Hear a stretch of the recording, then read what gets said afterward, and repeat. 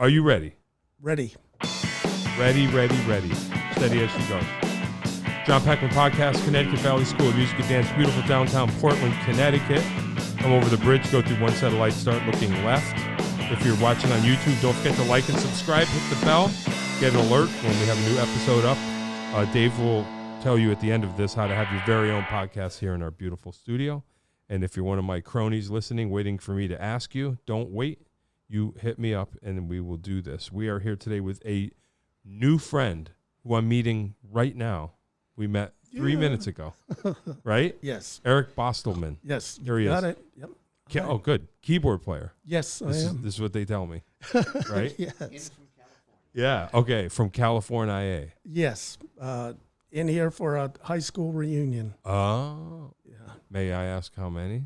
Does it not matter? You don't want to. No, that's No. fine. 50. Whoa. You're with him, Dave? Is he? You guys are in the same class? No, No? he went to another school. I Oh, was okay. in Okay, East Hartford. Yeah. So you're not high school. Okay. So you're an associate of Dave's, the boss. Yes. Okay. Yes. So do you want to talk about that? You know what? Let's do this. We'll go back to the beginning. Tell us Sure. how you got started in music, where you grew up, Yes. and all that, and then we'll figure out how Dave fits in. Yeah, okay. All right. All right. So- It started off in 7th and 8th grade at Peckman School in East Hartford, Connecticut. Oh, okay. Yeah. I started playing rhythm guitar, and we did a bunch of Friday night dances, Mhm. and it was 2 guitars, drummer, singer. That was it. No bass. No bass. Yeah. That's No. all right. And I knew a few barred chords, and I could get Sure. away with strumming. And Sure. we got involved with the Glee Club, Uh-huh. where the teacher wanted us to play a couple of songs Yep. with the Glee Club, Sure. and then of course we played Wipeout, Right. and Pipeline was our fortes. Of course. Yeah. Surf's up. Yeah. Here we go. Yeah. And that's cool. it's nothing like the way it is now today. Everyone's going the tribute bands Mm-hmm. back in California, and everyone's playing it just like the record. Oh, right. Because they're like trying to recreate Yeah, like yeah. reenactments of. We took it as much as you could get. Picking up the needle, Yeah. going back, Yeah. putting down the needle, Oh, yeah. and Yeah.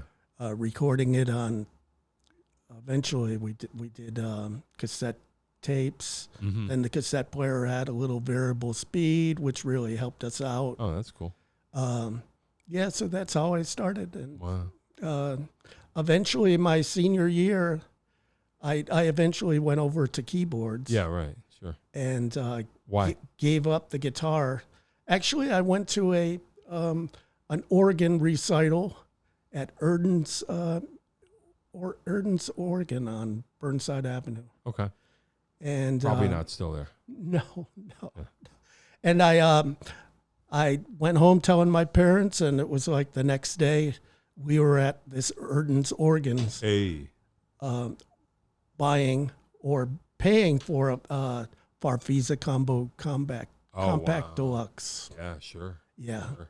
So then it took probably close to 2 months to get that. Wow. And then next thing you know, I was playing on Friday night dances, playing organ that Yeah, I right. barely knew how to hold a couple of chords. So on. no more Wipeout. Now we're in Inagata Devita or whatever. Yes, Yeah. exactly. Right. Yeah. And it grew from there. Yeah. We had a band that Was the organ recital, were they playing rock and roll? Or No. you just said, I know this sound and I can fit this in a band. If anything, it was real schmaltzy theater organ stuff that But you made the connection. Whiter Shaded Pale, all that was happening or whatever. eventually you Whiter know. Shade Pale Yeah, and yeah. the whole Hammond B3 and Yep. yeah. But now you're Farfisa days. My Farfisa was Inagata Devita. Sure.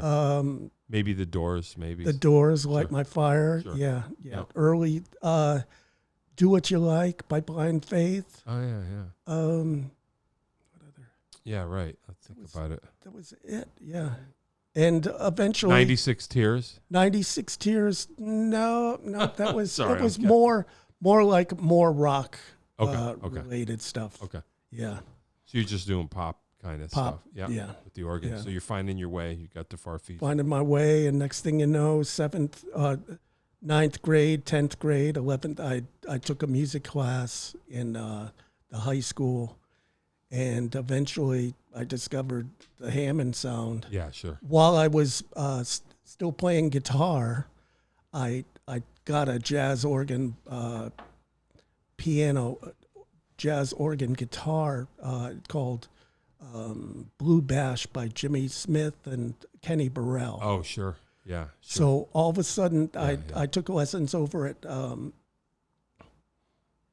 Beller's Music Sure. in Manchester. In Manchester. Yeah. My wife's hometown, Manchester. Oh yeah, Yep. yeah. I didn't know that Beller's was still Yeah. there now. Yeah, they're still there. Yeah. I think they may have closed and then reopened. Yeah. but Yeah. Didn't we all? yeah. And my guitar teacher had me doing all kinds of learning the scales and all these So orchestra you're doing chords. both. You're still playing both at this point. Yeah, well, eventually the organ guitar album, Jimmy Smith, Sure. Blue Bash, I slid over to listen to that organ. So I started hearing Yeah. Yeah. the Hammond, Sure.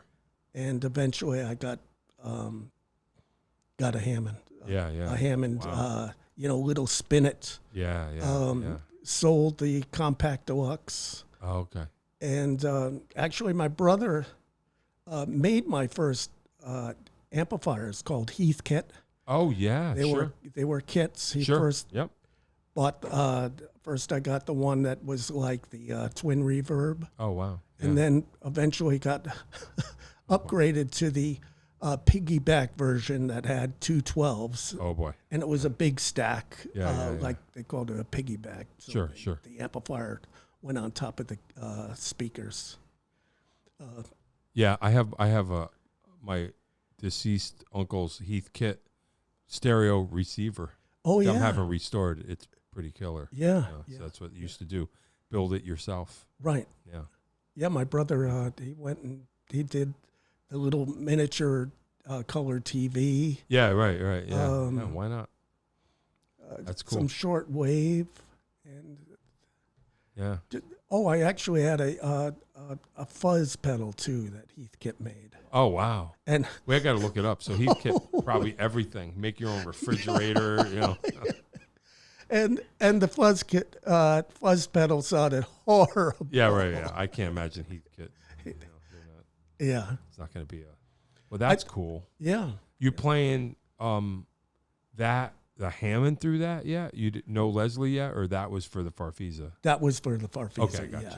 And eventually I got to the Spin It with I think it was a 145. Leslie. So spin it meaning no pedals, right? Is that what that Little means? pedals, short pedals. Oh, okay. Yeah. All right, cool. Yeah. Cool. Which at that point I was still taking piano or organ lessons, Yep. and eventually I gave up the compact Farfisa organ to Right. and changed teachers over to Watkins in Manchester. Oh boy. And then one thing led to another. My teacher was studying with Ray Casarino, Okay. and next thing you know, I'm studying with Ray Casarino. Hey, Yeah, moving up in the world.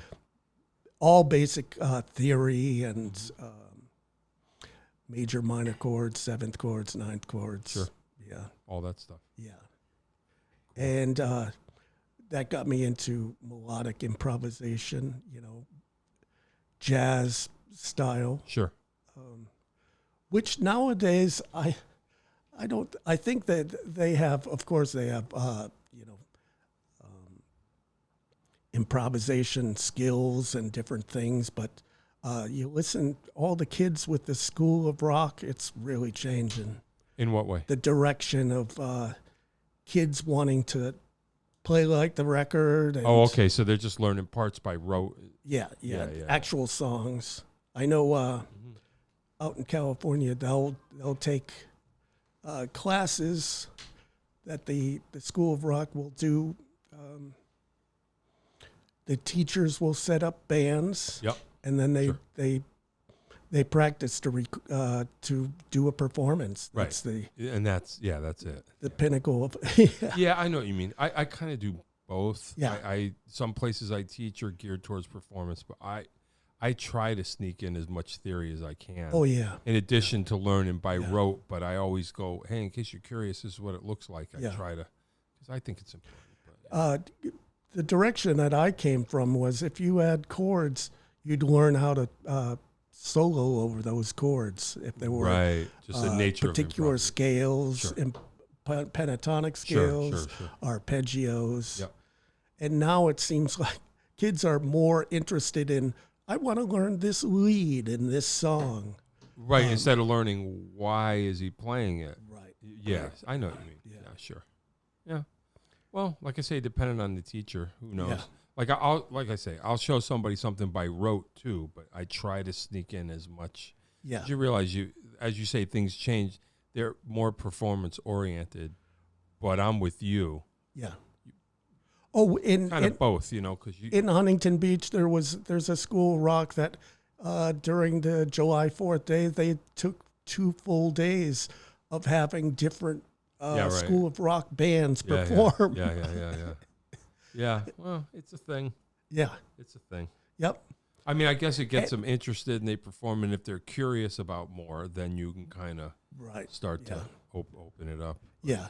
Yeah. Unless the kids take a direction of why, why am I playing this? Right. Or these changes. Instead of just because that's the way the recording goes. Right. Right. Well, Yeah.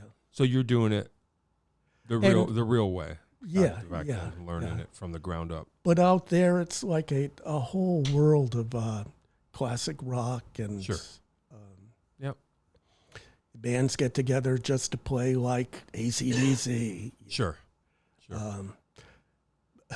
Back, we had a thing growing up. It was like you performed to play 5 nights a week, 6 nights a week, and there was club to club to club, and you would learn your all the top 40 songs. But even though there wasn't a bass player and the keyboard player was playing pedals, all of a sudden the authenticity of the song, at times the only thing that was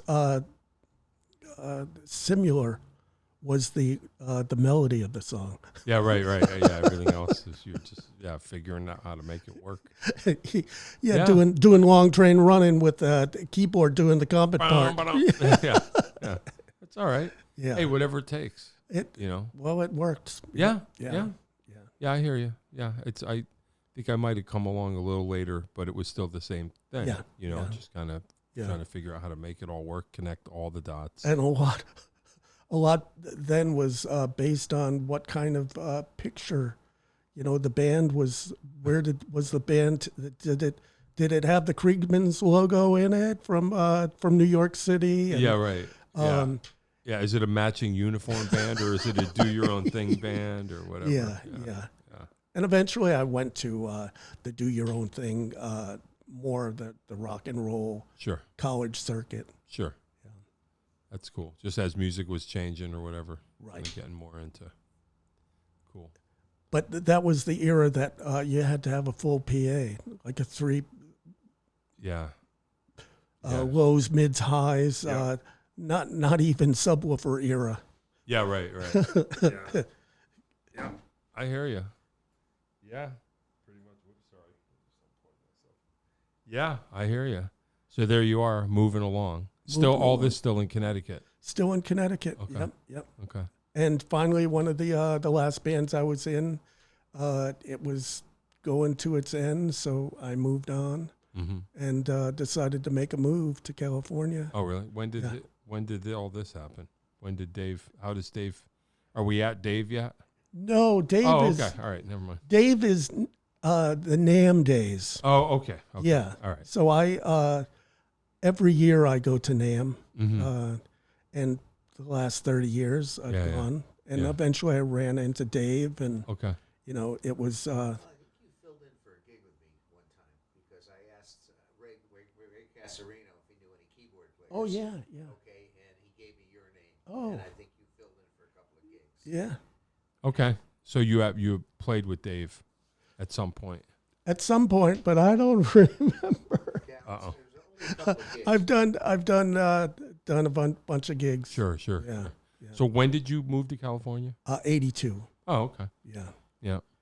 I guess it worked out, right? Yeah. So you did what you went out there to do.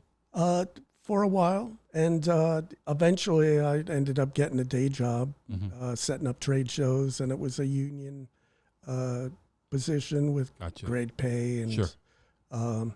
It enabled me to buy any keyboard I wanted. Sure. Oh. Sure. He's got keyboards. Yeah, I've got 18 of them. Oh, nice. All right. We're going to list all of them soon. Yeah. Yeah, that's cool. So then a keyboard collector?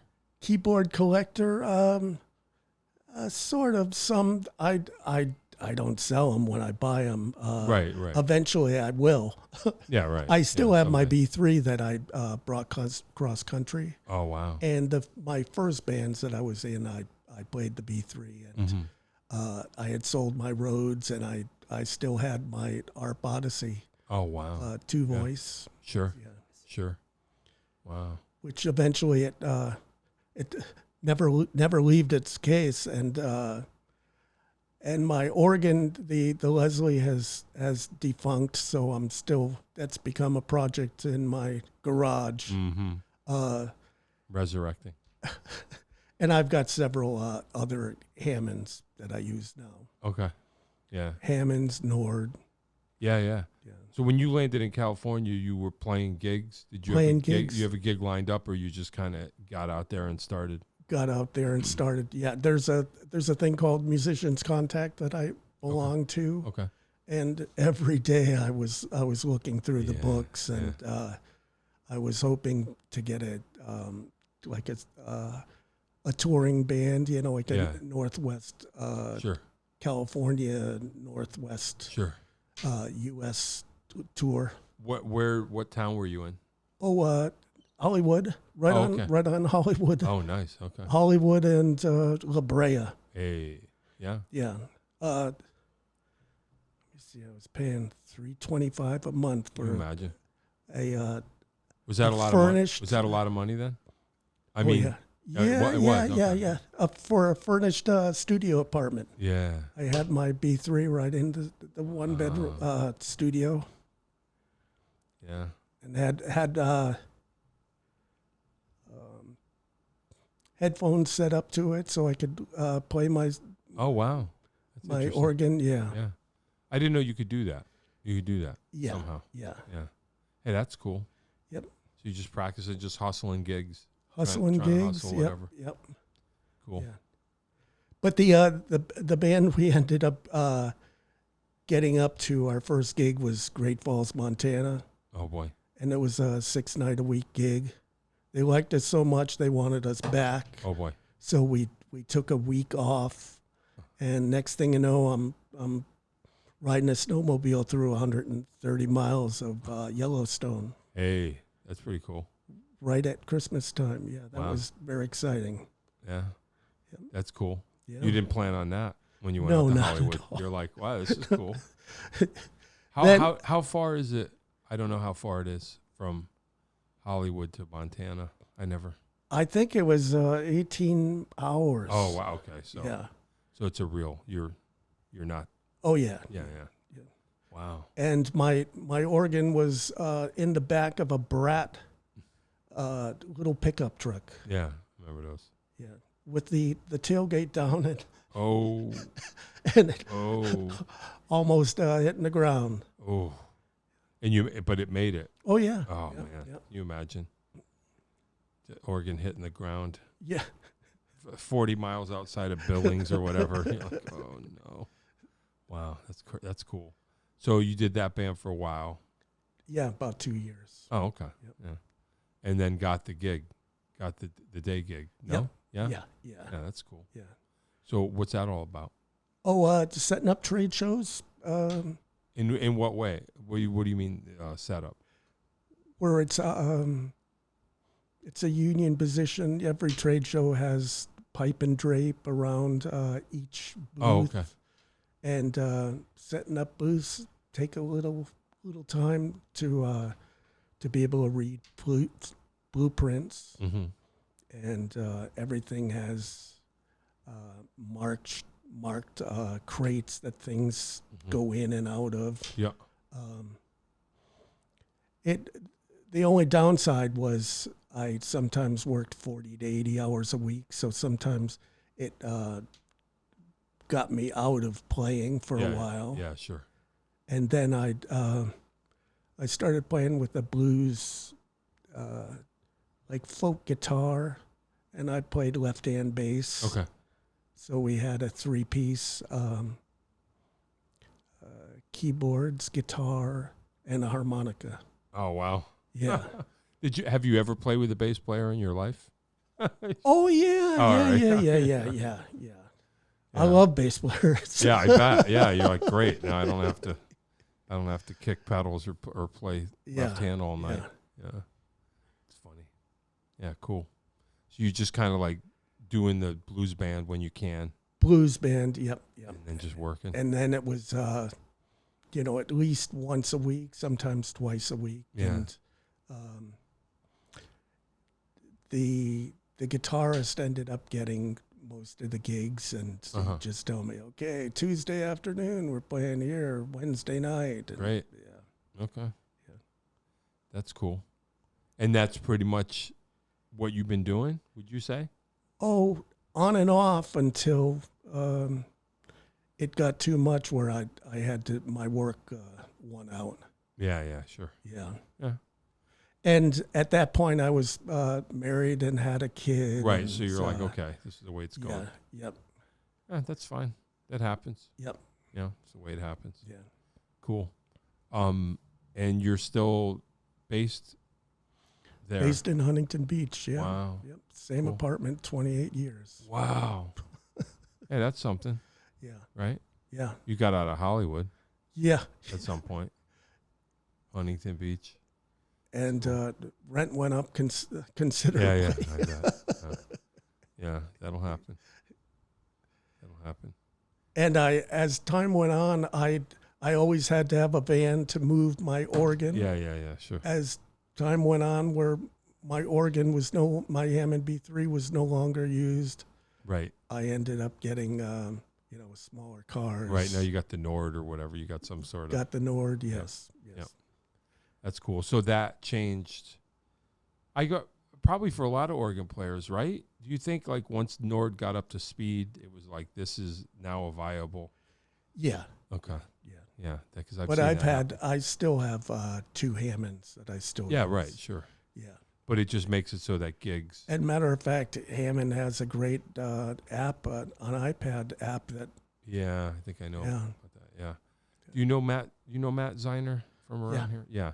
So he, when I met Matt, this was a long time ago. We started kind of getting thrown into the same gigs together, and he was playing a B3, and I said, do you play piano? I mean, I don't even know if he was, I barely knew him. He might have been being funny. He's like, no, I mean, not only do I only play organ, but I only play this organ. He was like, this is the only organ I've ever played. This is the only one I play. And anyway, but over the years, he was like the purist. He's still bringing the B3 and the Leslie. And then somewhere along the line, he's doing apps and it sounds great. So Right. I think it's just a matter of time before the technology actually really catches up, because I'm sure you're like him. He's not going to do that unless it's for real. Right. So lucky you. Smaller car. Say what? They have the SK keyboards, right? Yeah, SK. Yeah. Yeah, I got the SK1. So it started to happen, Yeah. and it got to the point where you're like, okay, I don't need the van anymore. Right. Yeah, that's cool. Right. That's cool. But you'd rather play the B3 Oh, heck yeah. for real. Yeah. Why not? Yeah, it's, of course, a dream to have Yeah. Okay, the roadies, could you bring it Yeah. over here? Yeah, sure. Did that ever happen? No. Yeah. Back when we paid for roadies in Sure. the 70s in the, Sure. the rock bands. Yeah. Yeah. Did They you- ended up making more money than us too. Yeah, right. Yeah. No, I remember those days. Did you ever stick a sword into your B3? Like, No. is that Keith Emerson? Is that his thing? It was, yeah. Right? Well, I don't know. I I would think it was a knife. Yeah. Oh yeah, or Yeah. something. That wasn't that his thing?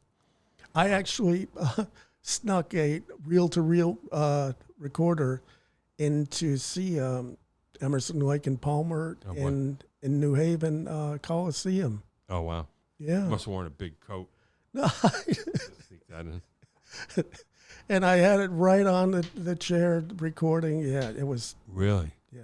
So you were like, I got to take this home. Yeah. Like I got to yeah. study this. I got to figure out what's going on here. Well, no, actually, I don't think I ever listened to it again. You went through all that trouble and you never listened to it. You learned enough just seeing it in person. Oh, it was beyond me. Oh, really? Yeah, his style. So so who were some of the guys that you mentioned? Jimmy Smith, like who? Jimmy McGriff. Okay. Groove Holmes. Okay. Yeah. More jazz oriented. Okay. You know, Greg Rowley was like Yeah. Sure. probably one of the first solos I ever Sure. wrote out for Soul Sacrifice, I think. Oh, okay. Yeah. So there was a place for you there. But that Hammond sound was just, Yeah.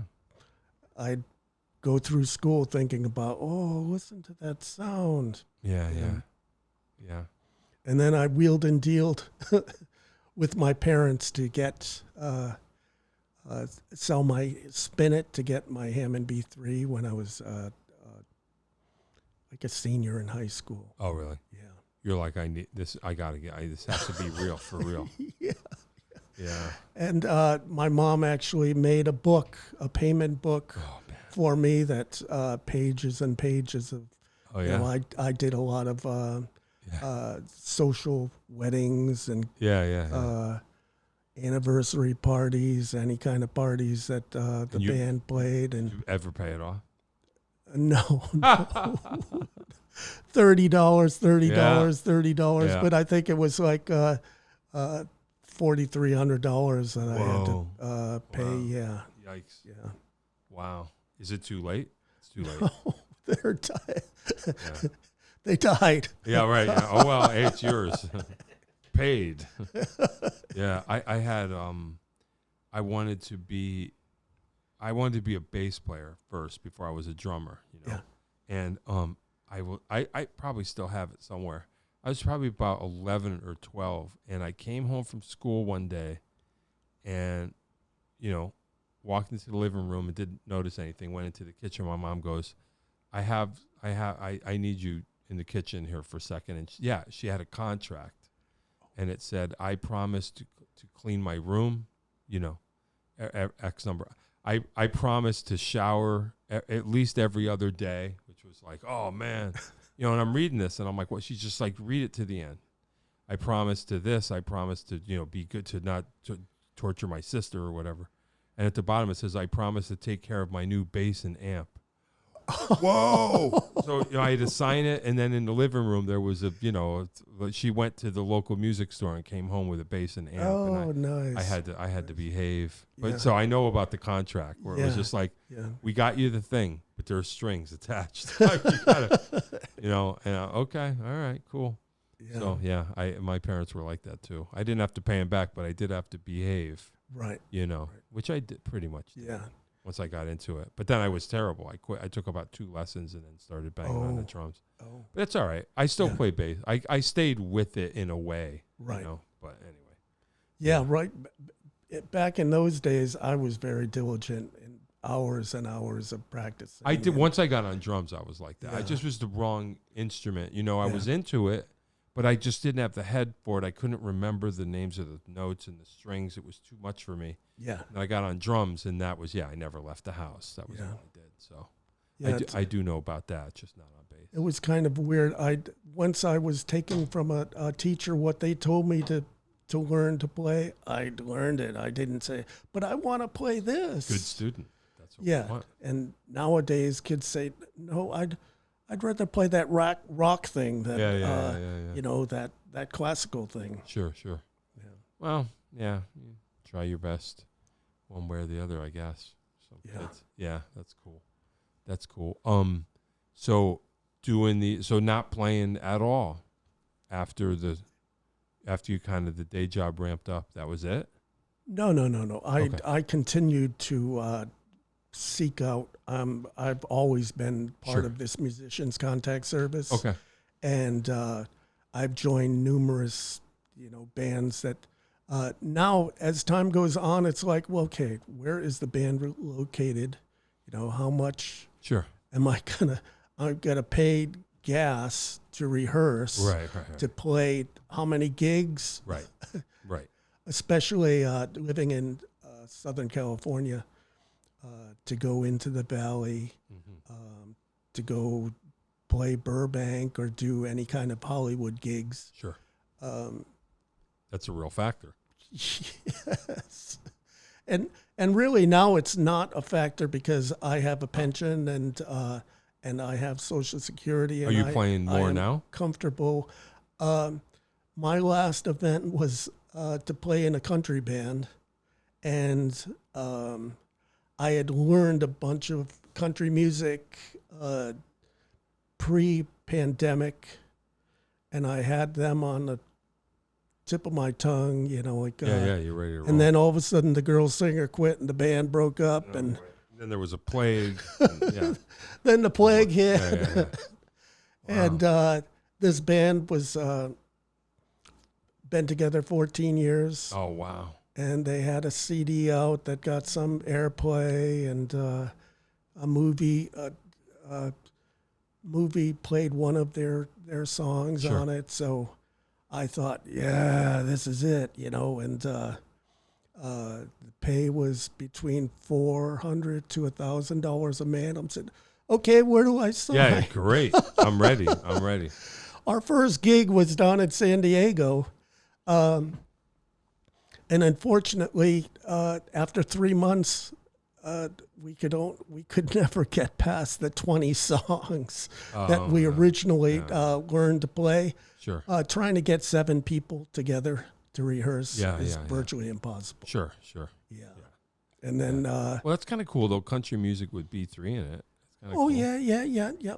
But That's cool. country, pianos can be fun too. Yeah. Oh, okay. But all of a sudden, can you play the violin part? Yeah. Now you're, Can you play the Now you're mandolin part? now you're a synth player all of a sudden.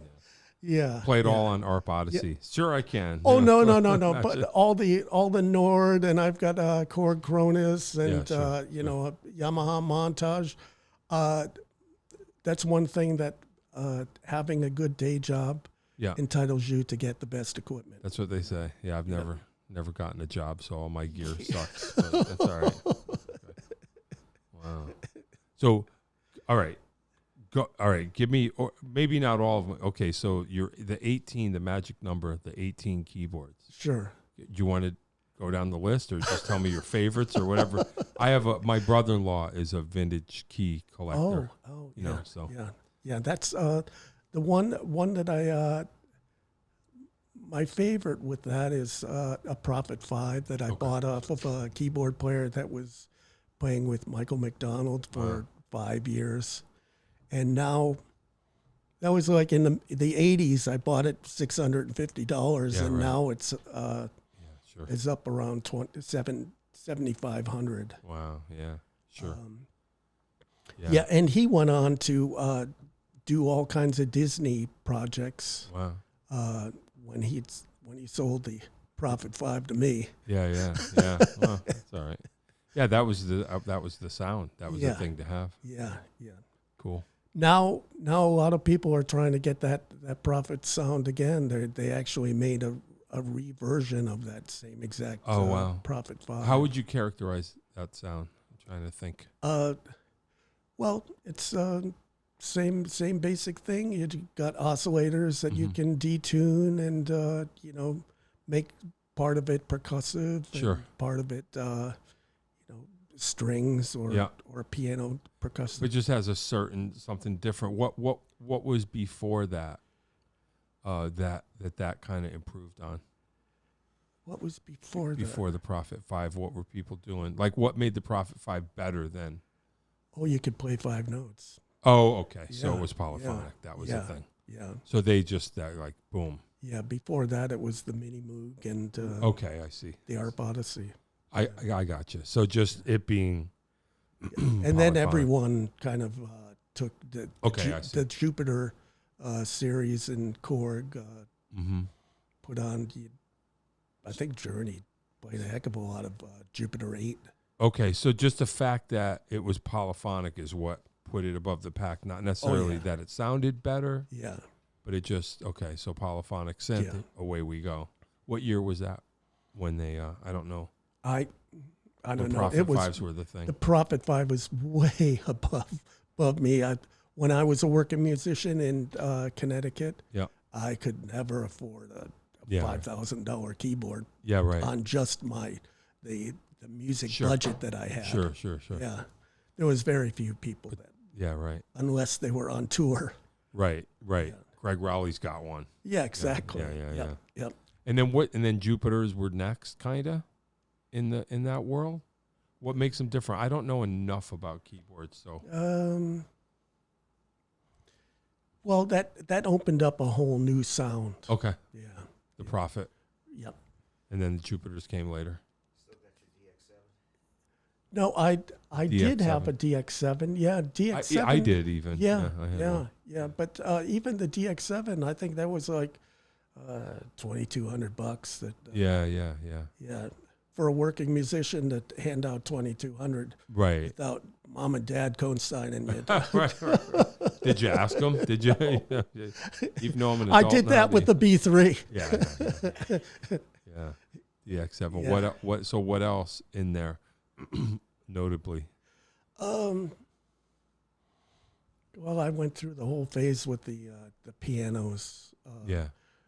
Roland had a The weighted RD, keys that were yeah. weighted. ton. RD 300, I think, Yep. was the first one that had a nice feel to it. Yamaha stage piano. You do those? You ever cart those around?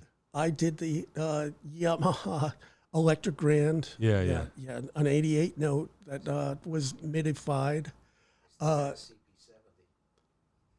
Yeah, CP80. Yeah. Yeah. Yep. Yeah, I actually That bought plus that. a B3. Right.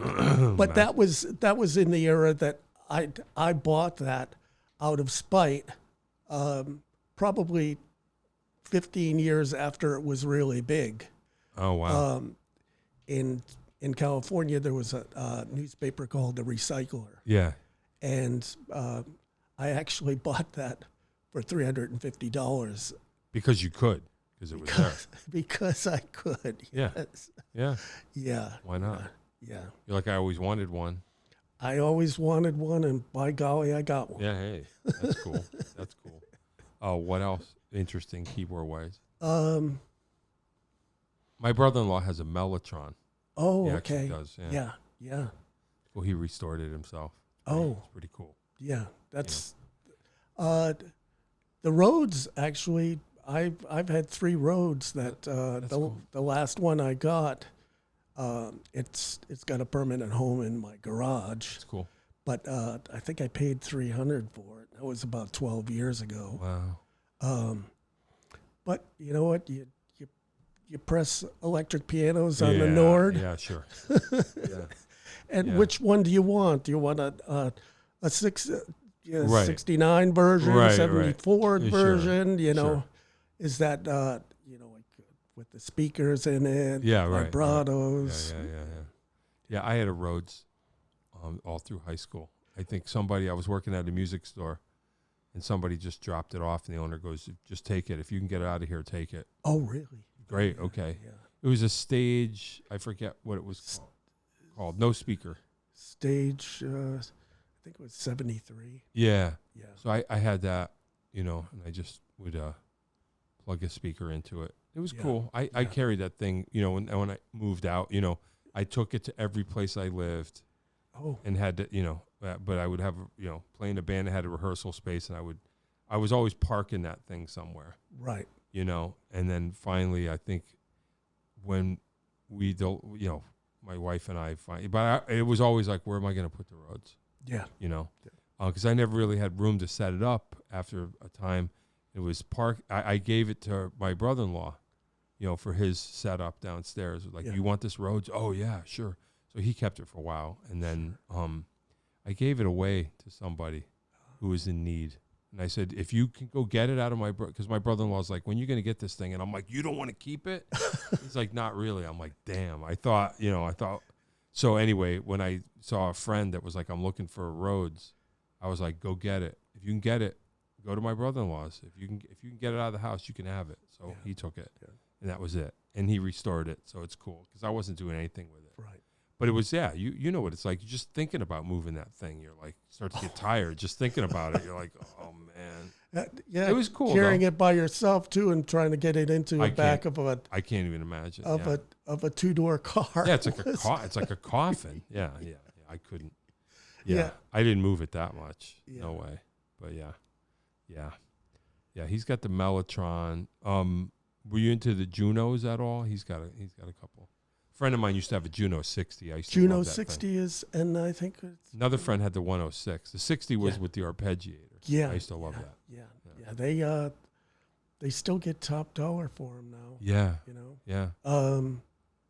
Yeah, because I would be like, oh, it'd be cute to have a 60 again. Like, yeah. You think $4,000's cute, then or whatever it is. Yeah. Yeah.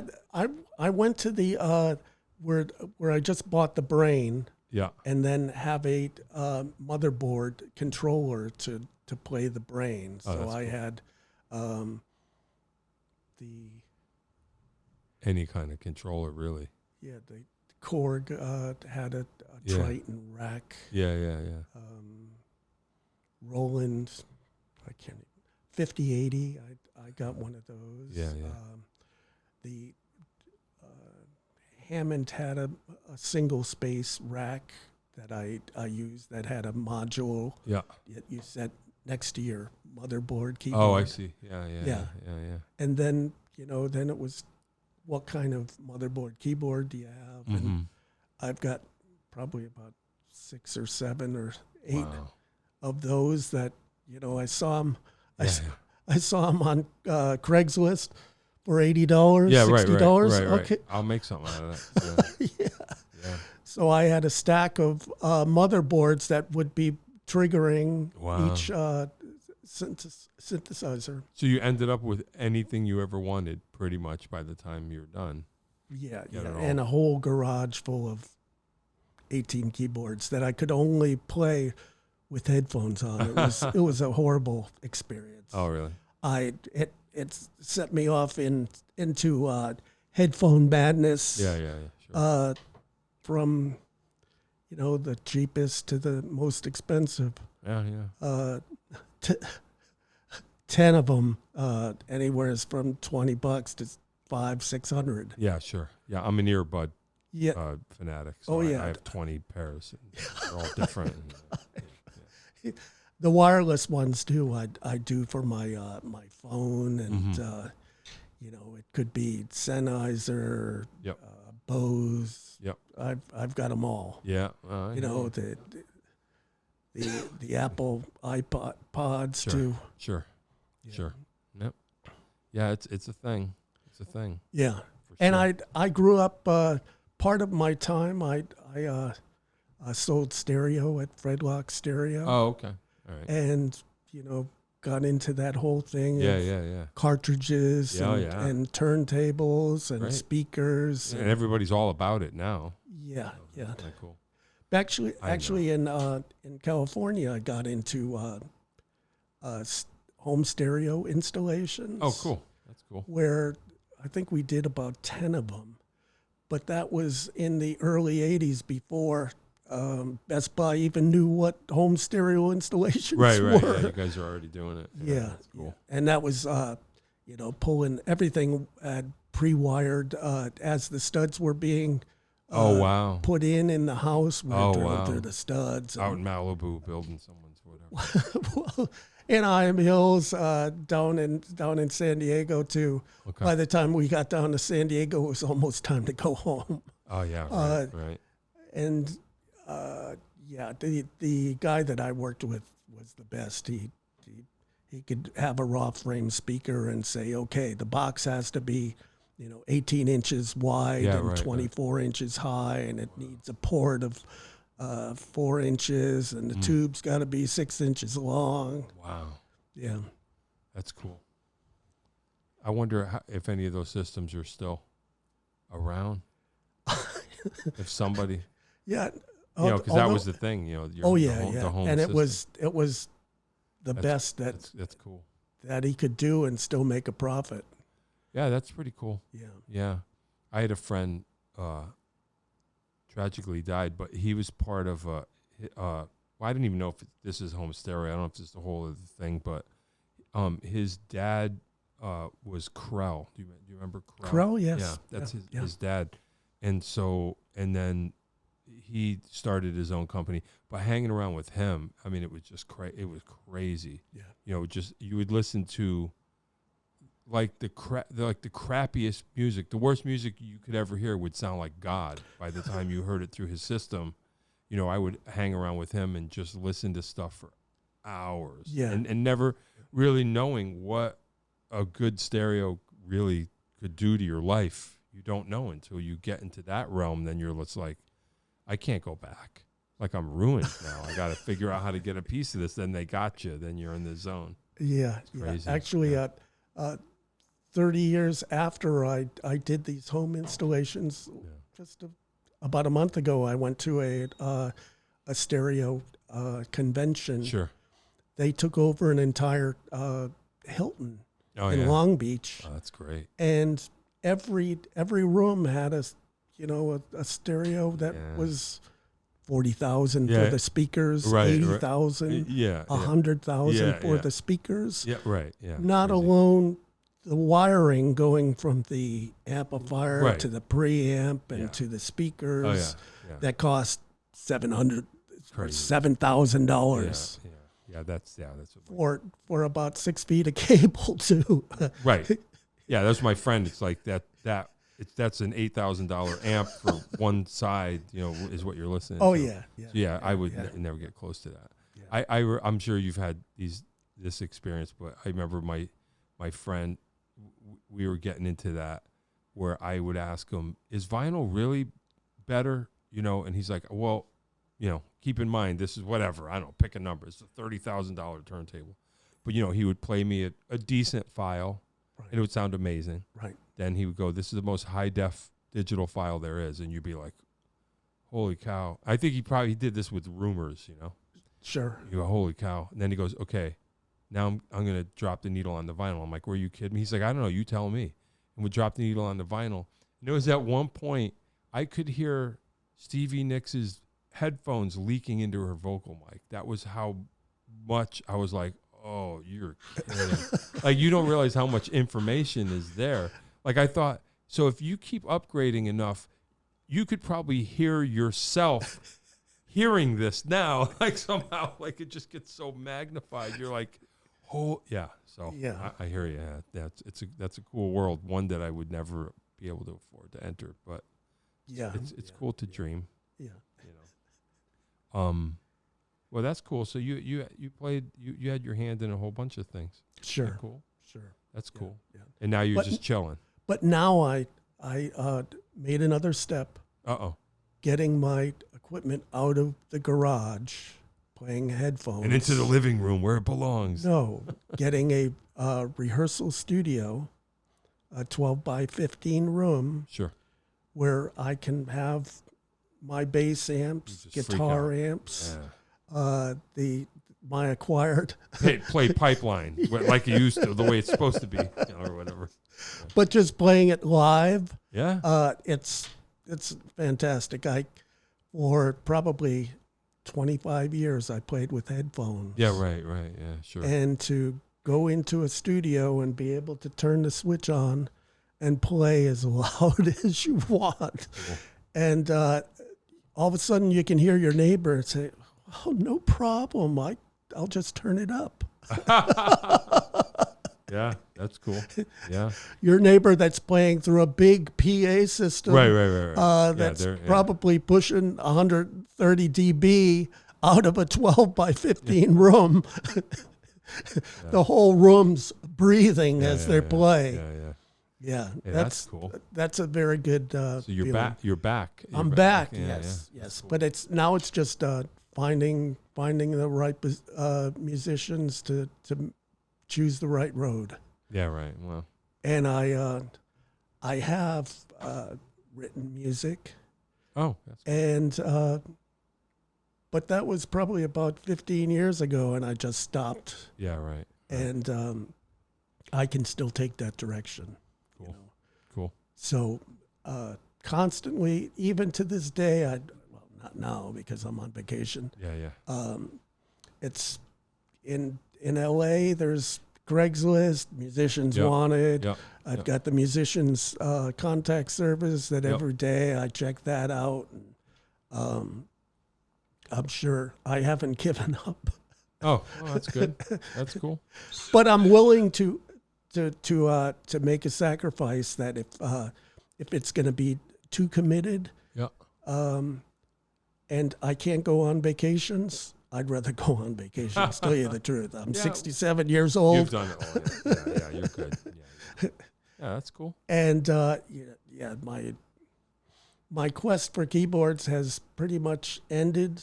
My quest for PAs have pretty much ended. I've got the best that I could afford, and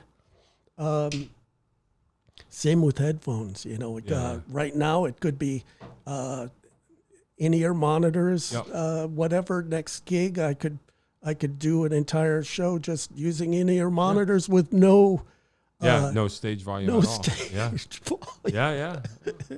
Great. Sound man loves it. Yeah, you're finally at that point. Yeah, there's no stage volume on stage. Yeah. Yeah, it's funny. Yeah. All right, cool.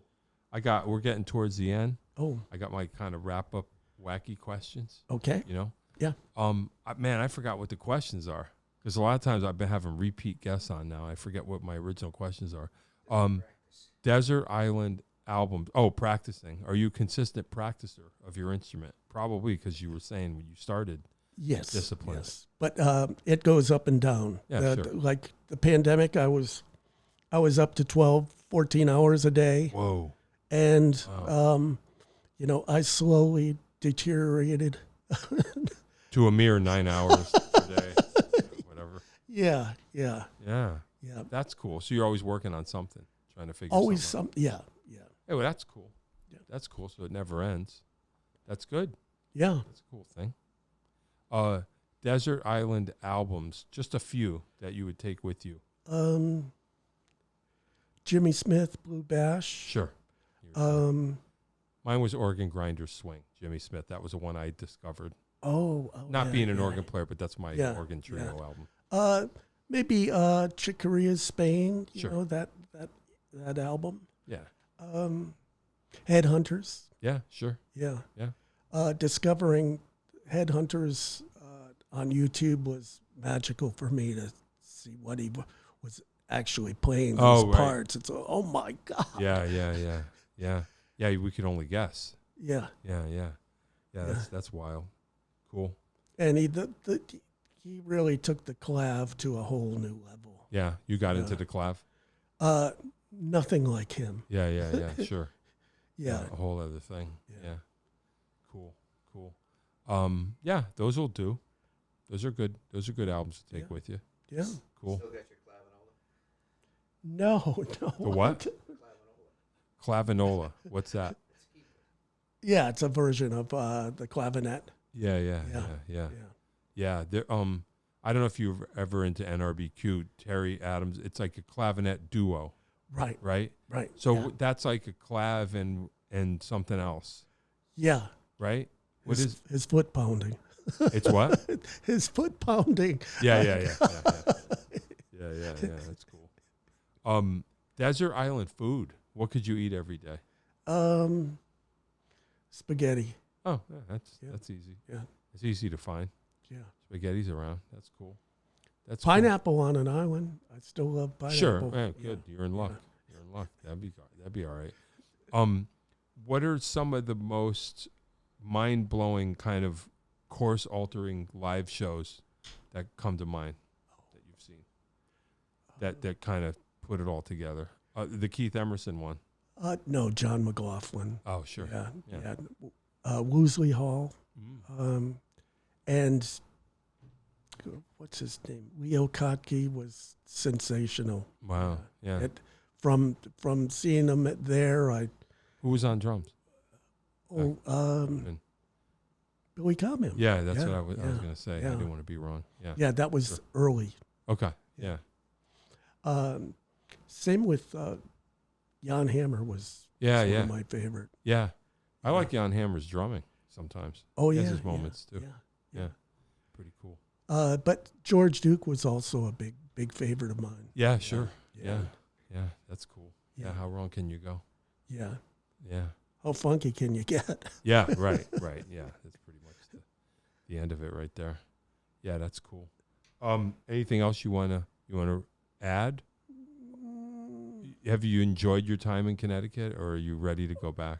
Oh yeah, I've enjoyed my time. Yeah. But yeah, I'm ready to go back, and my next trip is hopefully either Machu Picchu in Peru. Oh. Or you're going to bring a B3 to the top of Machu Picchu, imagine. Or the pyramids in Cairo. Hey. And from there Bucket it'll list. be, Paris and blah, blah, blah, blah. Sure. Yeah. So you're just trying to. But all of a sudden that has taken precedent. Well, like you say, you achieved, you have every keyboard you ever wanted, and you're playing them out loud through speakers. Yes. Onto Machu Picchu. Now you go to the bucket list of, right? Why not? Right. Yeah. That's cool. All of a sudden, trying to find the perfect band at 67, I don't think it's going to happen. And I'm willing almost to accept that the fact that I did achieve my greatness in the quality of keyboards. Hey. Whatever. All during my life, it was only if I could get a piano to sound like a piano. On a synthesizer that weighs 10 pounds. Yeah. Hey, the future's here. You live to see the future. That's pretty good. It's crazy what iPads and a computer can do now. Yeah, that's cool. Yeah. That's all right. Yep. All right. Well, we can get on up out of here. You want to get on up out of here? Yeah. All right. Cool. Well, welcome back to Connecticut, I guess. Oh yeah. Tell us one funny Dave story before you go.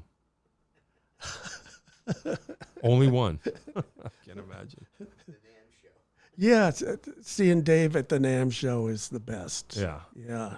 Does he see you at the buffet line and then use you to oh hey? No.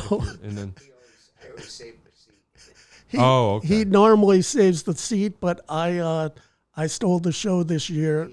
I would call Dave. Dave, I'm already sitting down, and I tell him where I was sitting, and I'd save chairs for all of them. Oh, that was a great thing. That's cool. Yeah, I get with that. All right, Eric Bostleman. Nice to meet you. All right, nice to meet you. Hope to see you again. When you pass this way again, we'll do another one. Yeah, hopefully I'll have some music written that I can. Yeah, definitely. Yeah. Are you playing drums or bass? Drums. Yeah, I'm the drummer. Oh, okay. I became a drummer. I didn't ask what kind of drumming do you like. Who cares? Doesn't matter. I like a lot of stuff, but I became a drummer. Nice. For, a career, if you can call it that or whatever. Cool.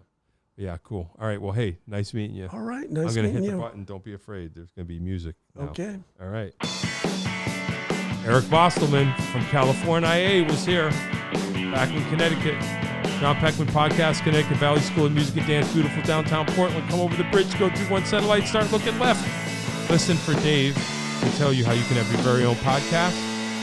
And hit me up if you want to be on the show. Thanks for listening. See you later, kids. That is all. If you'd like to start your own podcast, give us a call at Connecticut Valley School of Music and Dance. Our professionally designed podcast space is here for all your recording needs.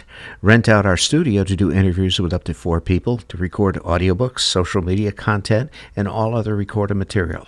Our rentals include a private studio along with our professional-grade podcasting equipment, and we can customize your output to whatever your needs are. We also have green screen capabilities, which will expand to video capability if you so wish. So check us out here at convalley.net/podcast.